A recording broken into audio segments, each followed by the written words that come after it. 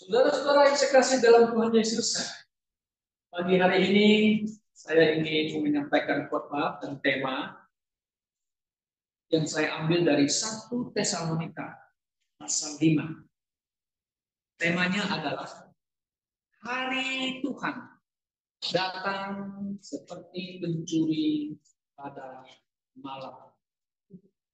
Mari kita lihat ayat ini di 1 Tesalonika pasal 5 ayat yang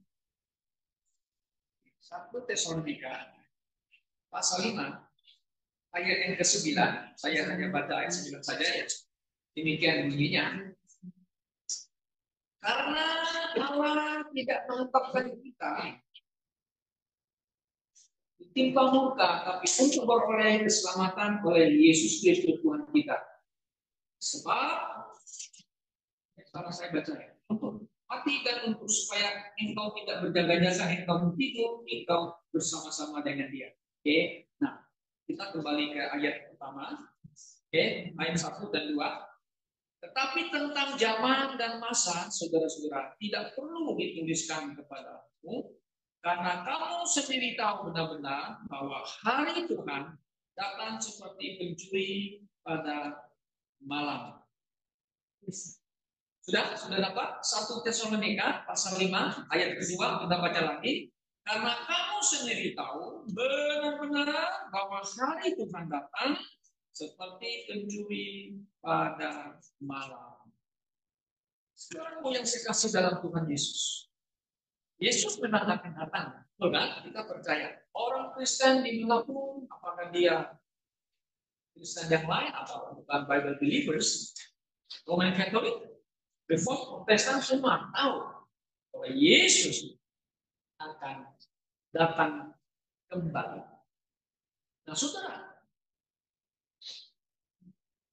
Petrus ingin menjelaskan kedatangan Tuhan Yesus itu disebut di sini hari Tuhan. Para rasul-rasul pada abad pertama, mereka mengerti, memahami bahwa Yesus akan datang yang kedua kali. Ya, ketika Tuhan Yesus kembali ke surga, ya kan? Dia memberitahu kepada murid-muridnya, Yesus akan datang kembali. Tetapi pada murid-muridnya harus pergi terlebih dahulu untuk memberitakan Injil Yesus Kristus supaya setiap orang yang mendengar dan mereka yang percaya kepada Injil Yesus tentu percaya kepada Yesus yang mati, Yesus yang bangkit, Yesus yang hidup, kemudian Yesus yang naik ke surga, dan Dia akan datang kembali. Dan setiap orang yang percaya kepada Yesus akan diselamatkan. Nah, saudara-saudara, ini adalah ajaran atau pernyataan daripada Alkitab kita sendiri kan. Firman Tuhan sendiri yang mengatakan gitu. Yang banyak orang berpikir, orang kalian Kristen, kalian ini hanya berimajinasi saja. Dan berimajinasi kedatangan Tuhan. Mana ada katanya? Ini sudah 2000 tahun. Sejak Yesus naik ke surga sampai hari ini, ada orang yang buat job kepada orang, kalian nanti. Tapi kalau Petrus cara mengatakan, karena Tuhan itu sabar, Dia tidak mau satu orang pun binasa. Karena itu Dia mau manusia datang bertobat, percaya kepada Tuhan dan diselamatkan. Karena itu Allah begitu panjang sabar kepada manusia di atas bumi ini. Nah, saudaraku yang saya kasih dalam Tuhan Yesus, kita lihat bahwa pemberitaan Injil Yesus Kristus oleh para rasul, dan mereka sebenarnya juga dalam pemberitaan Injil, mereka juga menyatakan, menulis di dalam surat bahwa Yesus akan datang kembali. Hanya mereka tidak menetapkan waktunya, kapannya, mereka tidak tahu. Sama sekali mereka tidak tahu dan tidak menulis pada hari apa kapan Yesus datang. Mereka hanya menulis, memberikan penghiburan, kekuatan kepada orang yang percaya kepada Yesus. Bahkan mereka yang telah meninggal, supaya mereka memiliki pengharapan di dalam Tuhan Yesus. Kenapa? Karena orang yang mati di dalam Yesus tidak akan sia-sia. Orang yang percaya kepada Yesus tidak akan sia-sia, saudara. Nah, karena itu Paulus menulis di dalam 1 Korintus pasal 15 supaya kita ini tidak, maksudnya dalam orang Kristen itu tidak kecewa kepada Tuhan bahwa harus memiliki pengharapan. Kenapa? Kata Paulus, kalau Yesus tidak dibangkitkan, maka iman kita itu sia-sia. Percuma kita menanti Tuhan, percuma kita percaya Tuhan katanya mendapatkan hidup, percuma. Nah, karena ada kebangkitan itulah. Maka itu orang yang mati, orang yang mati ya, yang ada dalam Tuhan, saya ngomong. Orang yang mati yang ada dalam Tuhan, jadi orang yang percaya kepada Tuhan, sekalipun dia mati, lalu mengatakan dia akan dibangkitkan kembali dan mendapatkan tubuh yang mulia, tubuh yang baru. Saudara bisa baca itu di 1 Korintus pasal 15. Sangat jelas di sana dikatakan ya. Nah, saudara yang saya kasih dalam Tuhan Yesus. Nah, kita harus percaya akan firman Tuhan. Pernyataan firman Tuhan sendiri yang mengatakan bahwa Yesus akan datang. Yesus akan datang. Kapan dia datang? Kita tidak tahu. Apakah firman Tuhan ini bisa dipercaya atau tidak? Oh iya, saudara. Sekalipun sudah 2000 tahun, Yesus belum datang. Yesus. Tapi orang-orang, orang percaya kepada Yesus, mereka yang lahir baru, mereka rindu menanti Yesus datang dengan menjaga dengan mengatakan iman benar, mereka berjaga untuk Tuhan Yesus. Saudara tahu nggak? Orang yang merindukan kedatangan Tuhan Yesus, orang yang merindukan dan menanti kedatangan Tuhan Yesus, mereka sudah dapat satu mahkota. Menurut Alkitab, menurut saya, nah saudara bisa baca itu di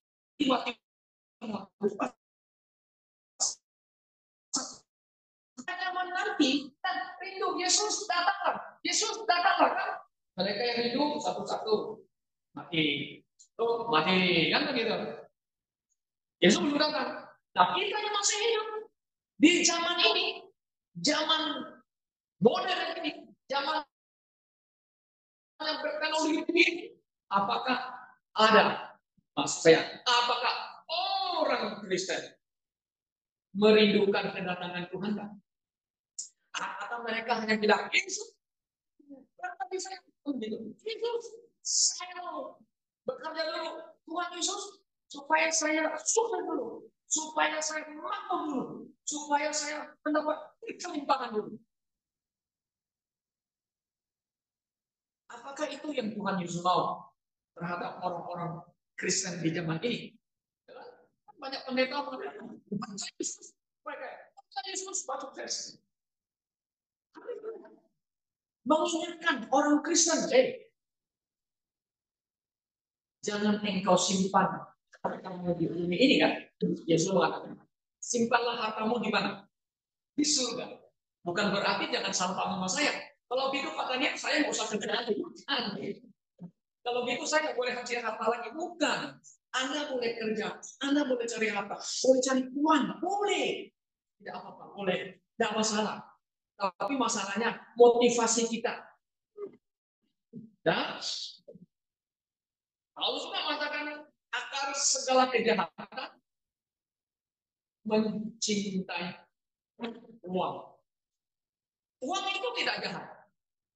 Tidak jahat. Tapi yang mencintai itu, nah itu. Anda mau supaya saya raih makmur di bumi ini. Saudara-saudara.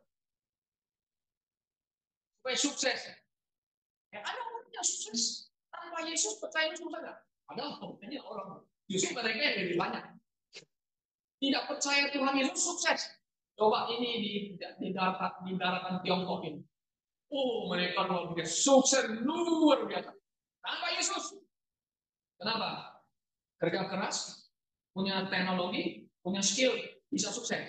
Hanya tanpa Yesus. Kan gitu. Enggak. Dulu engkong kita kan hidup susah. Engkong saya susah. Di Tiongkok. Mungkin Johan punya juga engkong susah. Maka mereka imigran ke Asia Tenggara. Ya, ini susah loh. Engkong saya sampai masuk ke kampung-kampung. Ya, ini cukup susah. Tetapi sekarang dia kuat.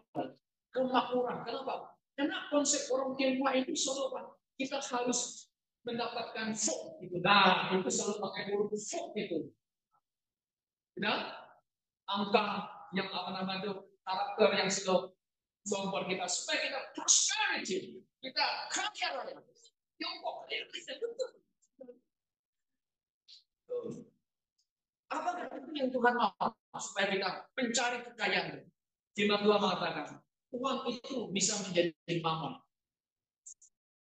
uang itu bisa menjadi berhala.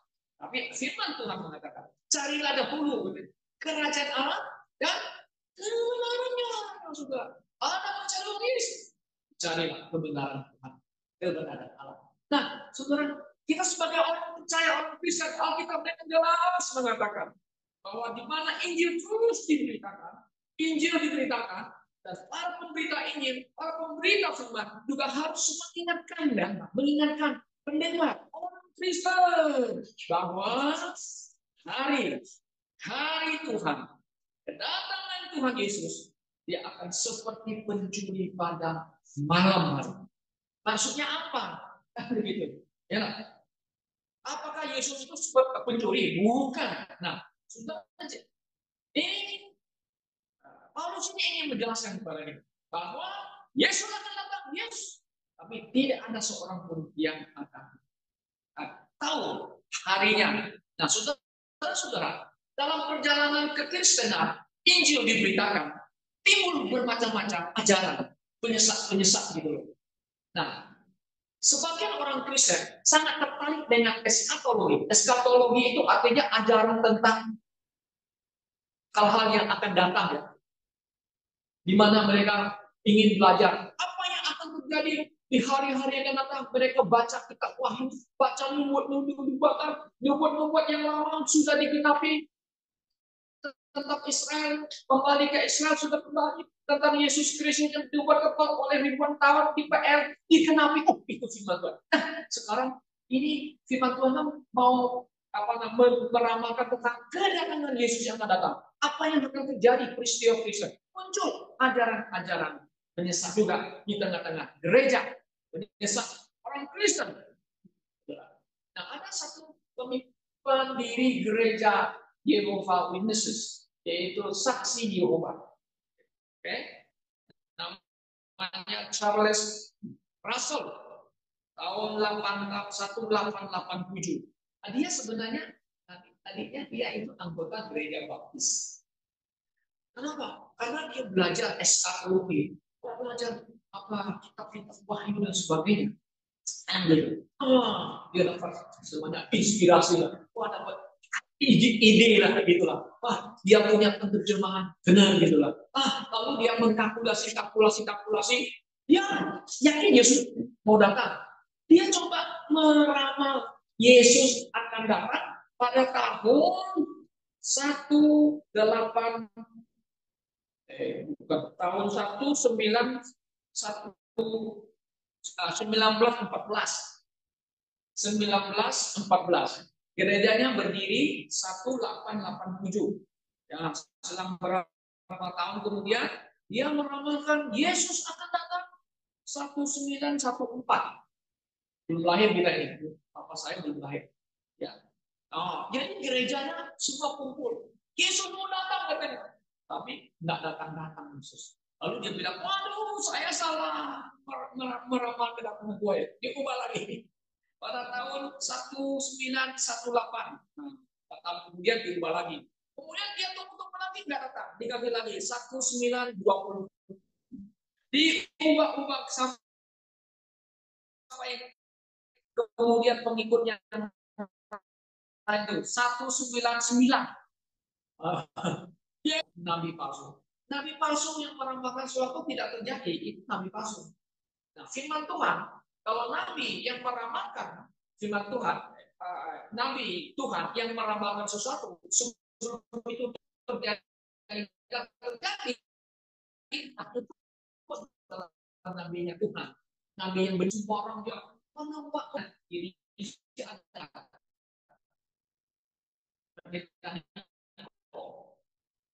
Dia bilang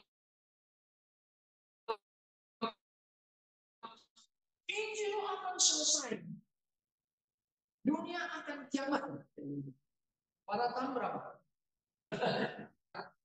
Injil selesai, dunia selesai.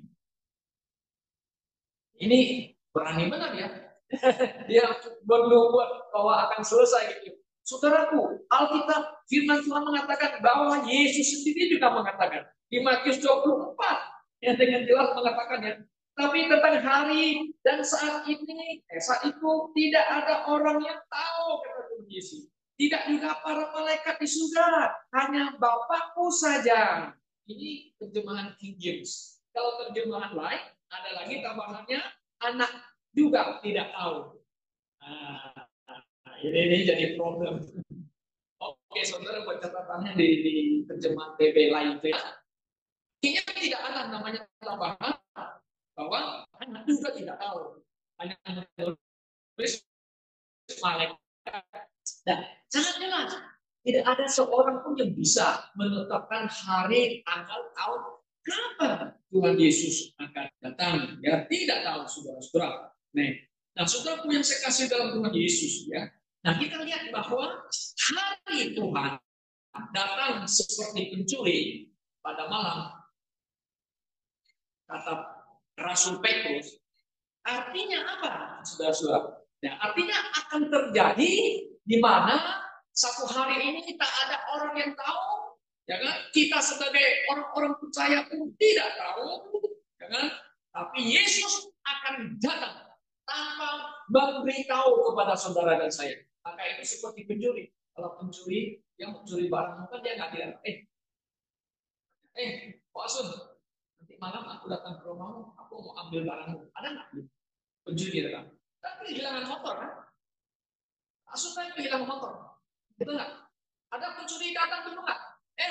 Cik Amai, aku mau datang malam, mau ambil motorku, ada nggak? Nggak ada. Nah, itulah makanya Yesus akan datang nggak kasih tahu. Ada ini. Yesus mau datang. Nah, iya, Yesus nggak kasih tahu. Sama siapapun dia nggak kasih tahu saudara-saudara. Tapi dia akan datang dengan tiba-tiba. Nah, tiba-tiba dengan hal yang memang misteri datang. Apakah dia datang pada malam seperti pencuri atau pada siang?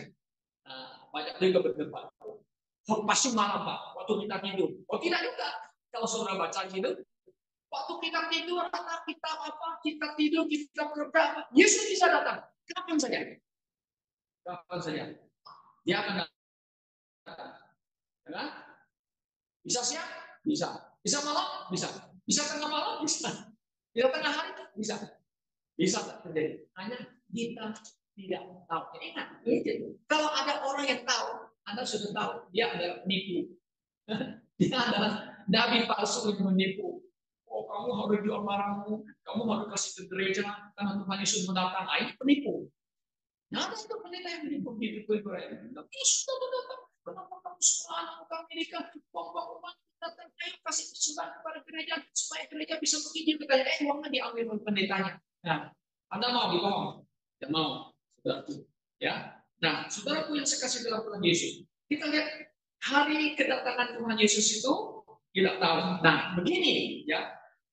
Yang jelas gini, kedatangan Tuhan Yesus harus terjadi pengangkatan dulu. Tidak, orang mati harus dibangkit terlebih dahulu. Sesuai dengan 1 Tesalonika pasal yang keempat. Nah, kita lihat Ayat 3. Selanjutnya kami tidak mau saudara bahwa kamu tidak mengetahui tentang mereka yang meninggal, supaya kamu jangan berduka cita seperti orang-orang lain yang tidak mempunyai pengharapan. Kita jangan seperti orang tidak berharapan, seperti saudara kita yang sudah meninggal, yang mati syahid karena Injil, tidak berharapan. Kita memiliki pengharapan. Kenapa? Ayat yang ke-14. Karena kalau kita percaya bahwa Yesus telah mati dan telah bangkit, maka kita percaya juga bahwa mereka yang telah meninggal dalam Yesus akan dikumpulkan Allah bersama-sama dengan Dia. Puji Tuhan. Puji Tuhan. Jadi orang-orang yang mati dalam Tuhan, mereka akan dibangkitkan kembali. Diberi itu yang mulia. Nah, kita yang masih hidup, kita yang masih hidup, kita baca lagi selanjutnya. Oke, kemudian yang kita baca lagi 16. Sebab pada waktu tanda diberi, yaitu pada waktu penghulu malaikat berseru dan sangkala Allah berbunyi, maka Tuhan sendiri akan turun dari surga, mereka yang mati dalam Kristus akan terlebih dahulu bangkit. Ayat 17. Sesudah itu kita yang hidup, yang masih tinggal, yang masih hidup di dunia ini, akan diangkat bersama-sama dengan mereka dalam awan menyongsong Tuhan di angkasa. Demikian kita akan selamanya bersama dengan kita akan bersama dengan Tuhan. Jadi, maksudnya apa? Orang yang mati di bangkit lo, dapat tubuh baru, kemudian kita tiba-tiba saya nyetir kan, saudara Tarwi lagi kerja, Johan lagi Pak Surya juga sedang, ya kita dengan seketika tubuhnya diubah dan kita bersama-sama dengan orang yang dipanggil naik itu namanya rapture. Rapture artinya diangkat sampai ke angkasa, di langit, bertemu dengan siapa? Dengan Tuhan Yesus Kristus. Puji Tuhan. Bertemu dengan Tuhan di angkasa. Nah, saudaraku, apa yang akan terjadi? Setelah gereja ini diangkat, orang-orang percaya diangkat, tidak ada lagi di atas bumi ini. Apa yang terjadi? Dunia ini akan masuk ke dalam penghukuman, di mana antikris akan menguasai dunia ini selama 7 tahun. Nah, oleh sebab itu, saudara-saudaraku, bahwa hari Tuhan adalah hari yang penuh dengan sukacita. Karena kita akan bertemu dengan Tuhan. Maka itu, orang-orang Kristen yang rindu akan kedatangan Tuhan, itu hari sukacita. Hari yang begitu mulia. Di mana kita yang tadi yang sudah mati, dikubur, dibangkit, kita yang masih hidup, tiba-tiba Tuhan dikasih tubuh yang mulia, kita bisa naik ke atas dengan supernatural kuasa Tuhan yang susah kita bisa ekspresikan. Hari kita bisa diangkat, ketemu Tuhan kita. Waduh, sukacita, pengharapan yang begitu mulia. Nah, itu pengharapan kita. Itu bukan omong kosong. Kenapa? Firman Tuhan yang memberitahu kepada kita. Makanya kita jangan jadi orang Kristen. Jangan, aduh, saya susah jadi orang Kristen. Aduh, jangan mungkin. Karena jadi orang Kristen, Tuhan cuma orang yang paling beruntung. Orang yang pikir supaya prosperity. Mereka nggak punya apa. Nggak ada punya ini. Nah, kurang ini ya. Mereka hanya punya tapi kita punya apa? Kita punya dan kita punya ini. Ini kan Injil keselamatan itu. Ini itu pengharapan kita. Injil yang kita dapat dari Tuhan. Kita bersama dengan Tuhan Yesus Kristus. Nah, saudara punya saya kasih dalam Tuhan Yesus. Nah, jadi begini. Ingat ya, bahwa hari Tuhan itu di mana Yesus datang, gereja Tuhan tidak akan masuk ke dalam penderitaan. Nah, kita percaya, saya percaya. Gini lah ya. Gereja, orang-orang percaya, the Bible believers, tidak akan masuk ke dalam masa 7 tahun penderitaan besar. Seperti yang tertulis di Matius pasal yang ke-24 yang disebut oleh Yesus. Gereja tidak akan masuk ke dalamnya, tapi gereja akan diangkat. Kenapa? Nah, kita baca tadi ayat yang jelas di 1 Tesalonika pasal 5 yang kita baca tadi di hari Tuhan itu. Mari kita lihat di ayat yang ayat ke-9. Karena Allah tidak menetap kita untuk ditimpa murka, tapi untuk memperoleh keselamatan oleh Yesus Kristus Tuhan kita. Oke? Nah, jadi penderitaan tribulasi yang 7 tahun itu bukan untuk gereja. Kenapa? Bukan untuk gereja, saudara-saudara. Ingat, ini, yang pertama, ya, bahwa gereja Tuhan pada abad pertama dan seterusnya sudah banyak menderita. Banyak orang Kristen dibunuh, dianiaya, sudah banyak menderita. Sampai hari ini, orang-orang Kristen dipenggal, digotong barusan. 70 orang kepala dipenggal di dalam gereja. Masih banyak lagi orang Kristen yang dianiaya. Gereja atas nama Yesus, atas nama Kristen dianiaya. Oke, ingat. Nah, ini belum masuk ke dalam penderitaan besar yang di Matius pasal 24-25. Oke. Kemudian saudara yang sekasih, ingat. Yang kedua, gereja, tubuh Kristus.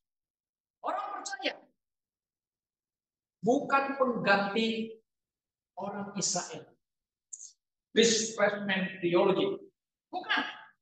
Kita bukan. Kita bukan. Kita adalah tubuh Kristus. Jadi kita tubuh Kristus. Kemudian yang ketiga, saudara, gereja Tuhan bukan orang Israel. Gereja Tuhan adalah mempelai wanita bagi Kristus. Bagi Kristus. Karena itulah gereja Tuhan tidak akan masuk ke dalam penderitaan besar. Karena dia mempelai wanita bagi Kristus. Coba kita cara lebih dahulu. Kalau misalnya saudara Johan punya teman pacar, ya, calon mempelai wanita, mau nggak Johan melihat pacarnya dibully orang, diomong-omong orang, dikata orang, kan nggak mau, tentu Johan akan bela mati-matian, itu enggak? Ya mungkin ada sedikit-sedikit lah orang muda, pasti dibela dong, gitu, akan dijaga, ya dipelihara gitu. Nah, ini hanya ilustrasi saja. Nah, gereja sudah menderita satu masa. Tuhan itu biarin yang masuk menderita lagi, karena dia calon, dia harus orang bilang ya, harus jaga tubuhnya, ya wujud tubuhnya dan juga dia punya tubuhnya supaya dia menjadi layak bagi mempelai, bagi laki-laki itu sendiri. Ya, jadi gereja dia itu kan calon. Kenapa? Alkitab sendiri yang mengatakan demikian, saudara-saudara. Ya. Kalau kita lihat di dalam Efesus pasal yang ke-5 ayat 22, di situ ada hubungan suami istri seperti Kristus hubungannya dengan gerejanya. Yesus adalah kepala. Ya? Yesus mengasihi tubuhnya itu gerejanya. Gereja mengasihi Kristus. Nah, kemudian kita lihat bahwa Wahyu juga mengatakan di ayat ke-19 bahwa nanti satu Yesus akan datang, dia akan mengadakan namanya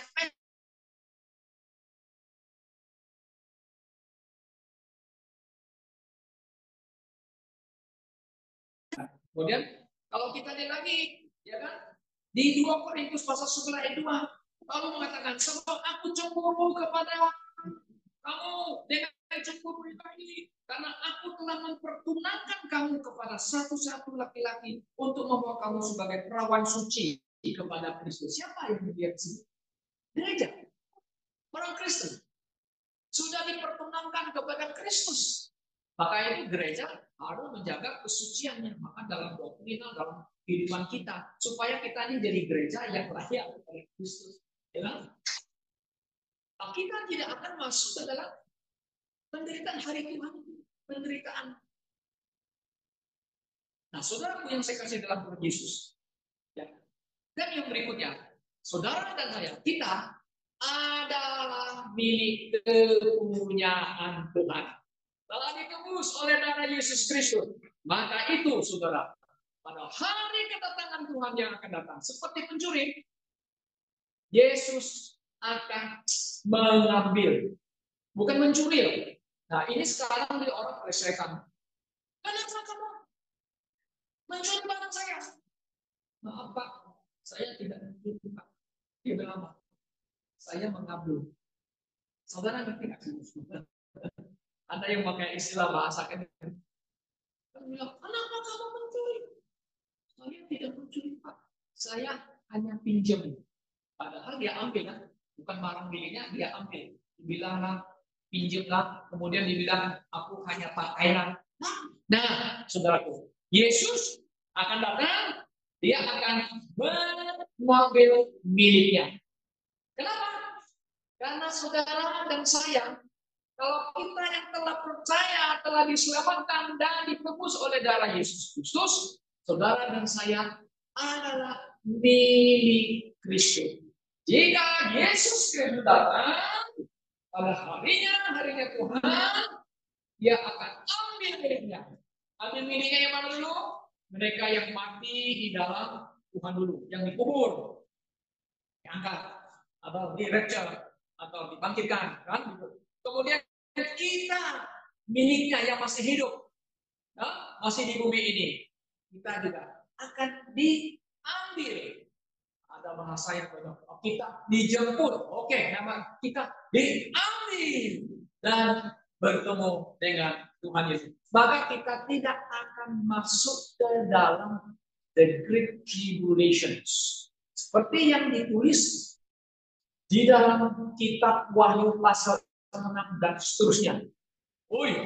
Saudara, kalau Anda membaca kitab Wahyu pasal yang ke-6, waduh, satu persatu itu ditumpah itu ya, apa namanya itu? Murka Tuhan itu. Mengerikan. Mengerikan. Nah, saudara, bagaimanakah supaya kita terhindar dari Great Tribulation? Artinya kesusahan besar. Apa? Tidak ada cara lain. Anda harus percaya kepada Tuhan Yesus Kristus. Kita harus menerima Yesus sebagai Tuhan dan Juru Selamat kita. Maka kita akan terhindar Great Tribulation. Tetapi ada orang Kristen yang mengatakan, Pak, masa masuk surga, masuk ke dalam kerajaan sebuah enak-enak, tidak mengalami penderitaan. Nah, ada sekelompok orang Kristen yang mengatakan, kita harus sacrifice, harus berkorban untuk Tuhan Yesus. Betul dalam arti pemahaman. Tetapi bukan arti saya harus menderita. Kalau saya menderita supaya saya bisa masuk surga, itu adalah usaha Anda masuk surga. Betul Yesus mengatakan, you follow me, dengan Yusuf, take your cross and follow me. Yes, dalam arti pemahaman kita, kita juga dikaruniakan bukan hanya percaya, tapi menderita. Berapa kali kita menderita? Kan tidak semua hidup kita terus menderita kan? Ada waktunya mungkin kita menderita karena nama Yesus. Yes. Nah, sebenarnya ada orang mengajar juga gereja pendeta kan? Kalau masuk surga tidak ada penderita bagi Tuhan. Saudara, kasih anugerah Allah yang diberikan kepada manusia adalah the gift of God. Ya kan? Betul nggak? Efesus pasal 2 ayat 8. Karena kasih Allah, kamu diselamatkan oleh iman. Bukan usahamu, bukan pekerjaanmu. Itu adalah pemberian Allah. Oh, bukan usahamu. Makanya kita hanya percaya, terima anugerah Allah itu, yaitu Yesus Kristus. Anda akan selamat dan Anda akan terhindar dari the great tribulation, kesusahan besar yang ditulis di kitab Wahyu pasal 6, 8, 9. Mengerikan, saudara. Yes. Tapi Tuhan telah memberikan jalan keluar. You mau terhindar itu? Believe me, believe Jesus Christ. Kan begitu. Nah, itu sebenarnya adalah pengajaran Alkitab yang mengingatkan kita, saudara-saudara, bahwa kita sebagai orang Kristen, kita memang orang yang berpengharapan, tidak akan masuk ke dalam kesusahan besar itu, seperti yang ditulis oleh Matius pasal 24 tentang Yesus mengatakan akan terjadi kan berbagai hal mendatang sebagai tanda dengan tangan Yesus dan juga akhir zaman. Nah, saudara, Matius 24, 25, kesusahan besar itu adalah untuk orang Yahudi. Banyak orang nggak percaya dong. Oh, orang Yahudi sudah menderita itu pada zamannya Romawi semenjak bait suci runtuh, Titus menghancurkan bait suci. Nah, itu sudah menggenapi Matius 24, 25. Nah, yang di 24, 25 itu untuk orang Kristen. Keliru. Sangat keliru. Yang 24, 25 khusus untuk orang Yahudi. Kenapa? Sesuai dengan Yeremia pasal 30 ayat 6 dan 7. Jacob's trouble. Penderitaan Yakub, saudara-saudara. Oh, yang sangat jelas. Nah, saudara dan saya sebagai orang Kristen, orang yang percaya Tuhan Yesus, kita ada orang memiliki pengharapan di mana Yesus akan datang. Pada hari Tuhan, Dia ambil miliknya kita.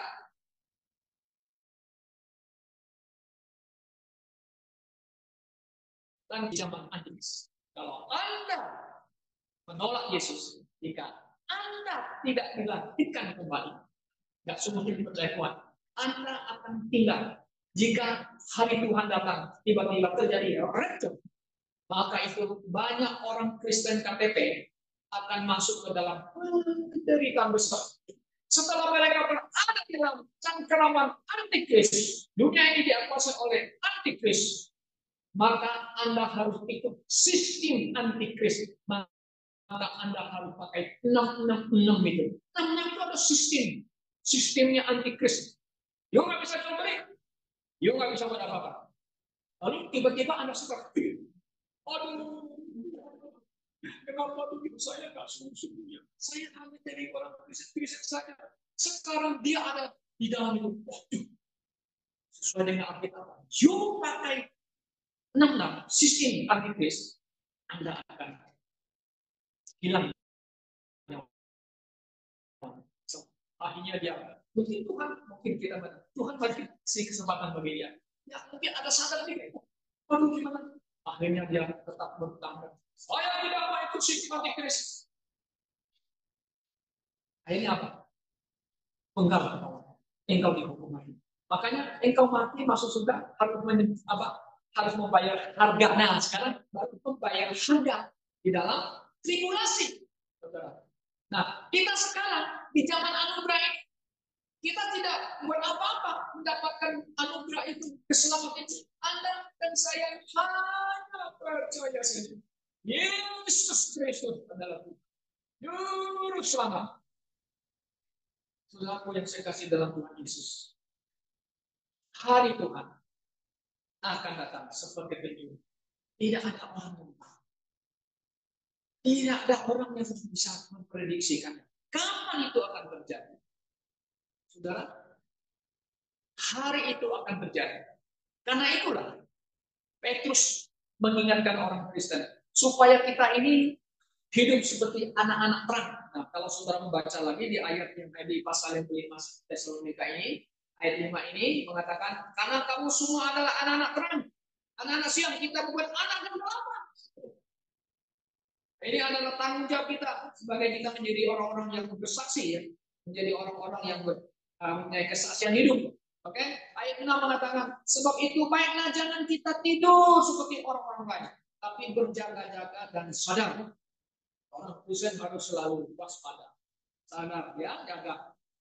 Sebab mereka yang tidur waktu malam, dan mereka yang mabuk pada waktu malam. Nah, kita bukan orang-orang demikian. Kenapa mereka tak peduli? Kapan yang sudah datang, tak peduli lah. Yang penting kita happy di dunia. Kita orang Kristen selalu menjaga diri kita. Ya, kita selalu hidup, selalu waspada.